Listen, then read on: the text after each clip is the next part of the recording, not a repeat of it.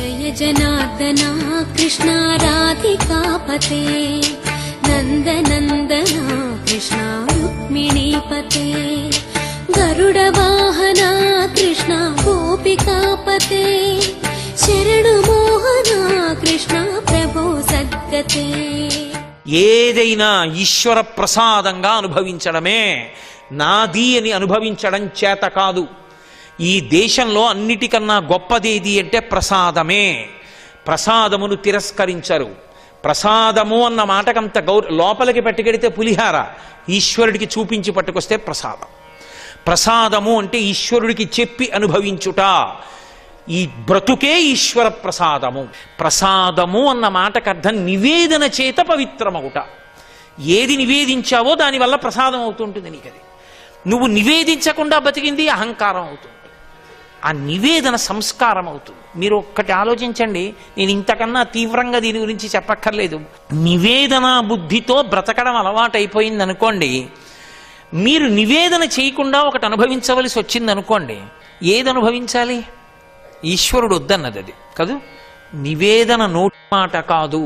నివేదన అన్వయమైనప్పుడు మీ జీవితానికి వేరు నియంత్రణ ఉండదు. ఈశ్వరుడు సారథ్యం వహించి ఇక వాడి వల్ల తప్పు జరగదు.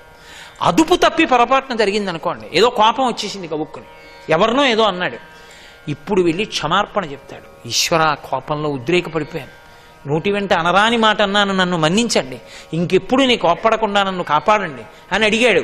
ఈశ్వరుడు క్షమిస్తాడు. అది వద్దన్న పని అని తెలిసి నువ్వు చేసి ఎలా చెప్తావు క్షమార్పణ? నీకు తెలుసు కదా ఎందుకు చేసావు. మరి రోజు చెయ్యా క్షమార్పణ చెప్పా, ఇదే పని ఆయన ఊరుకుంటాడా? ఎందుకు ఊరుకుంటాడు? అలా ఏం ఊరుకోడు ఆయన. అన్నప్పుడు నీకు ఈశ్వరుడు కావాలా, ఈశ్వరుడు చెప్పనిది అనుభవించడం కావాలా అంటే చెప్పనిది నేను చెయ్యను, వదిలేస్తావా వదిలేవా అంటే ఇప్పుడు జీవితం ఏమైపోయింది? ప్రసాదం అయిపోయింది అంతే. ఆయనకి చెప్పి అన్నీ తింటుంటే ఏమైంది? ఆ శరీరమే ప్రసాదం.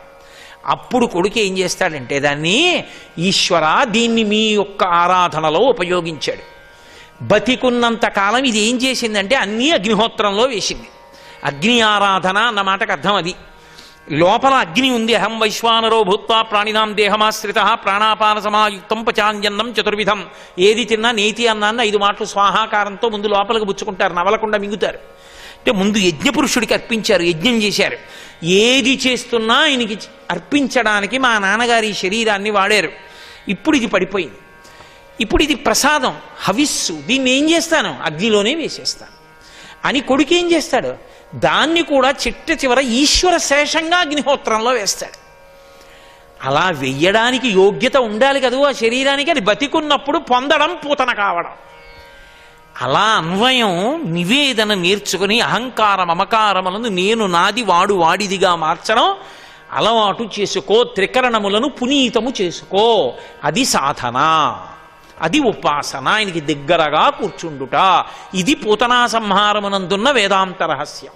ఇప్పుడు అర్థమైతే జీవితం మారుతుంది, అర్థం కాకపోతే కృష్ణుడు మారుస్తాడు. ఎందుకని? ఆర్ద్రతతో మనస్సుంది, దాని మీద కృష్ణముద్ర పడింది. ఇప్పుడు ఆయన చూస్తాడు, అర్థమయ్యేట్టు ఆయనే చేస్తాడు, చేసి ఆయన నడిపిస్తాడు. నాన్న నీకు అర్థం కాలేదు వాడు చెప్పింది, వాడికి పాపం రాలేదులే చెప్పడం, నీకెందుకు నేను ఉన్నాను కదరా, నేను నడిపిస్తాను కానీ నీ చేత నివేదన నేను చేయిస్తాను కదా అని ఆయనే చేపట్టుకుని నడిపిస్తాడు. ఎలాగైతేనేం ఫలితం వచ్చిందా లేదా? అందుకు వింటారు భాగవతం. అందుకే భాగవత శ్రవణము అంత గొప్పదైంది. కాబట్టి కృష్ణ పరమాత్మ యొక్క లీలలలో ప్రప్రథమమైనటువంటి లీల పూతనా సంహార ఘట్టం. ఆయన బాల్యమునందు చేసినటువంటిది పూతనా సంహారం. తర్వాత శకటాసుర భంజనం, తృణావర్తోపాఖ్యానం, ఇవి చాలా ఉన్నాయి. నేను ఉపాసన యందు చాలా ప్రత్యక్ష స్పర్శ, దగ్గరగా ఉండేటటువంటి లీలలను స్పృశించేటటువంటి ప్రయత్నం చేస్తున్నాను. కృష్ణ పరమాత్మ చేసినటువంటి లీలలలో అద్భుతమైన లీలలలో ఒకటిగా చెప్పబడినది గోపికావస్త్రాపహరణ ఘట్టం. గోపికావస్త్రాపహరణ ఘట్టమంతా అంత పవిత్రమైన లీలల 2 లీలలు. గోపికావస్త్రాపహరణ ఘట్టము అని మార్గశీర్షమాసము యొక్క ప్రారంభమునందు జరిగింది. అది హేమంత ఋతువు యొక్క మొదటి నెల. ఆ నెలలో గోపికలందరూ కలిసి ఒక వ్రతం చేశారు. భాగవతంలో వ్యాసుల వారు మనకి చెప్పింది ఏమిటి అంటే, హేమంత ఋతువులో మార్గశీర్ష మాసంలో గోపికలు చేసినటువంటి వ్రతం కాత్యాయని వ్రతం చేశారు. వాళ్ళందరూ కాత్యాయని అమ్మవారి యొక్క మూర్తిని సైకతమూర్తిని చేశారు. సైకతమూర్తి అంటే పృథివీలింగార్చనము అని ఒకటి ఉంటుంది. శివలింగం ఆ నదీ తీరంలో ఉండేటటువంటి ఒండ్రుమట్టిని తెచ్చి శివలింగాన్ని చేస్తారు. చేసే శివలింగానికి అభిషేకం చేస్తారు. అలాగే అమ్మవారి మూర్తిని కూడా సైకతమూర్తిని చేస్తారంటే ఇసుకతో మూర్తిని చేస్తారు. ఆ నందవ్రజంలో ఉండేటటువంటి గోపకాంతలందరూ కలిసి ఈ హేమంత ఋతువులో వచ్చినటువంటి మార్గశీర్ష మాసంలో తెల్లవారుజామునే నిద్రలేచి అందరూ కలిసి స్నానానికి బయలుదేరుతుండేవారు. వ్రతమునకు ప్రారంభం ఎక్కడుంటుంది అంటే అంగము స్నానముతో ఉంటుంది. అసలు స్నానం వైదికంగా అంత గొప్పది. స్నానము చేతనే పునీతుడవుతాడు మనుష్యుడు. స్నానమంత గొప్పది, వస్త్రధారణమంత గొప్పది. ఒక పూజ చేసేటప్పుడు ప్రధానంగా ఈ రెండే ప్రతిబంధకాలుగా నిలబడతాయి. అసలు ఆ పూజకి ఆ వ్రతానికి ఫలితం లేకుండా చేయగలిగినవేవి అంటే ఈ రెండే. అందులో మొదటిది స్నానం. ఈ స్నానం వాళ్ళందరూ కలిసి చేయడానికి వెళ్ళేవారు. ఎక్కడికి వెళ్ళేవారు? యమునా నదిలోకి వెళ్ళేవారు. యమునా నదికి అనేకమైనటువంటి ఘట్టములు ఉంటాయి. ఇప్పుడు కాశీలో చూడండి, ఒకే గంగా నది ఆ చివరి నుంచి చివరికి ప్రవహిస్తుంది. కానీ అనేక ఘట్టాలు ఉంటాయి. ఏదో మణికర్ణికా ఘాట్ దగ్గర నుంచి వారణాసి, రాజేంద్ర ప్రసాద్ ఘాట్, హరిశ్చంద్ర ఘాట్, ఇన్ని ఘాట్లు ఉంటాయి. అలా యమునా నదిలోనే ఒక మడుగు, దాన్ని కాళింది మడుగు అంటారు. కాళింది మడుగు ఈ పేరు రావడానికి కారణం ఏంటంటే యమున నీరు నల్లన, గంగ నీరు తెల్లన. ప్రత్యేకించి కాళింది మడుగు దగ్గరికి వచ్చేటప్పటికి నీరు మరింత నల్లగా ఉంటుంది. ఆ కాళింది మడుగు యందు వాళ్ళు స్నానం చేసేవారు. అది యమునా నది అంతర్భాగం. నదీ స్నానం చెయ్యాలి. నదీ స్నానం ఉత్తమోత్తమైనటువంటి స్నానం. అందున హేమంత ఋతువు దగ్గరికి వచ్చేటప్పటికి ఏమవుతుందంటే చంద్రకిరణములలోంచి వచ్చేటటువంటి సుధాధారలు నీటి యందు పడతాయి. అందుచేత ఆ నీటి యందు స్నానం చేయడం వల్ల భగవంతుని యొక్క ఉపాసన యందు సిద్ధిని పొందడానికి, దాని యందు ఉంచుకోవడానికి కావలసినటువంటి శక్తి ప్రసరణం జరుగుతుంది. వేదం దాన్ని నిర్ధారించింది. అందుకని వాళ్ళు నదీ స్నానానికి వెళ్ళారు. అంతవరకు సంకల్పంలో దోషమేం లేదు. ఎందుకు నదీ స్నానం?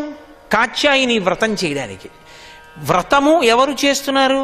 ఆడపిల్లలు చేస్తున్నారు. ఏ ఆడపిల్లలు చేస్తున్నారు? పెళ్లి కాని ఆడపిల్లలు చేస్తున్నారు. చెయ్యొచ్చా?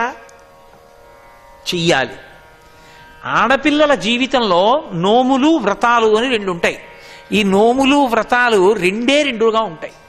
ఒకటి వివాహమునకు ముందు చేసేవి, రెండు వివాహము తర్వాత చేసేవి. వివాహమునకు ముందు చేసేటటువంటి నోములు వ్రతాలు ఆడపిల్ల దేనికి చేస్తుంది అంటే మంచి భర్త రావాలి అని. మంచి భర్త అన్న మాటకు అర్థం తన మనసెరిగిన వాడై ఉండడం. అది మంచి భర్త. ఈ దేశంలో ధర్మమునకు పెద్ద పీట. ధర్మం అన్నది మనని బట్టి ఉంటుంది కానీ అవతల వాళ్ళని బట్టి ఉండదు. మీరు బాగా బాగా బాగా బాగా గుర్తుపెట్టుకోవాలి. నా ధర్మం నా వైపు నుంచి ఉంటుంది, ఇతరులను బట్టి నా ధర్మం ఉండదు. రాముడు అడగకుండానే రాజ్యం ఇస్తానన్నాడు దశరథ మహారాజు గారు. అలాగే నాన్నగారు అన్నాడు, వచ్చాడు, ఉపవాసం చేశాడు. మర్నాడు పొద్దున్న వెళ్ళాడు, రాజ్యం లేదు, అరణ్యవాసం చేయవలసి వచ్చింది. లక్ష్మణస్వామి అన్నాడు, గురోరప్యవలిప్తస్య కార్యాకార్యమజానత ఉత్పదం ప్రతిపన్నస్య కార్యం భవతి శాసనం. అయోధ్యకాండ. ఏమిటి అన్నయ్య నువ్వు చేతకాని వాళ్ళ వెళ్ళిపోతానంటావు? 60,000 సంవత్సరముల వయస్సు వచ్చి యవ్వనంలో ఉన్న భార్య కోసం అని చెప్పి ధర్మాత్ముడవైన నీకు రాజ్యం ఇవ్వను వెళ్ళిపోమంటాడా నాన్న? నువ్వు అను చంపేస్తాను దశరథుణ్ణి, నీకు ఇస్తాను రాజ్యం అన్నాడు. రాముడు అన్నాడు, అసంకల్పితమే యదకస్మాత్ ప్రవర్తతే నివర్త్యారంభమారుద్ధం అనునైవస్య కర్మతత్ అన్నాడు. ఏమిరా నిన్న రాజ్యం ఇస్తానంటే నాన్నగారా, ఇవాళ రాజ్యం ఇవ్వనంటే నాన్నగారు కాదా, చంపేస్తావా? నిన్న రాజ్యం ఇస్తా అన్నారు కాబట్టి పూలదండేస్తావా? ధర్మము అన్న మాట మనని బట్టి ఉంటుంది. నేను కొడుకుని కాబట్టి నాది పుత్రధర్మం. ఏమిటి నా పుత్రధర్మం? ఇచ్చిన మాట నిలబడేటట్టు చేయడం. తండ్రి ఇచ్చిన మాట ఎప్పుడు నిలబడుతుంది? నేను అడవికి వెళ్ళిపోతే, అందుకు వెళ్ళిపోతాను. నా ధర్మం నాది, పుత్రధర్మం. అంతేగాని తండ్రిని బట్టి నా ధర్మం అలా ఉండదు. సర్వం శ్రీ ఉమామహేశ్వర పరబ్రహ్మార్పణమస్తు. స్వస్తి.